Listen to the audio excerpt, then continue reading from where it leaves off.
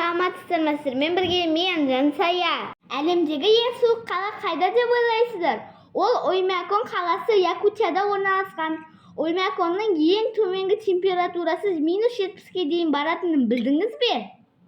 Енді елестетіп көріңізші, осындай аязда адамдар жұмыс жасап, оқушылар сабақ оқып жүр.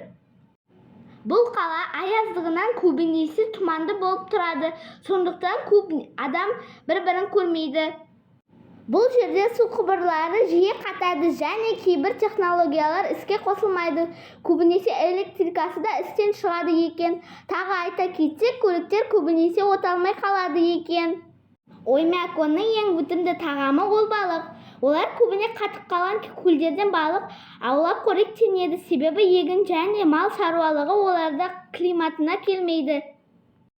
Және олар балықты қатып тұрған күй шикілі жейді екен. Бұл жерден су тапшылығы бар. Су тазартып шығаратын құбырлар болмағандықтан халқы таза өзендерге барып, мұздарды шығарып, үйлеріне апарып етіп ішеді екен. Оймяконның халқы таңғы асқа не жейді деп ойлайсыздар? Олар көбінесе майлы тағам жейді. Неге? Себебі май адамды тоңдырмайды деседі, сондықтан блинчиктердің өзінде май мөлшерден көп болды. Қала көшелерінде жаяу жүрген адам аз болады. Көбінесе халқы жеңіл көліктермен немесе автобустармен жүреді. Жаяу жарты сағаттан артық жүру мүмкін емес. Аязғы соншалықты үсіп қалу қауіпті өте жоғары. Ал сіз Якутияның Оймякон қаласында тұрғыңыз келеді ме?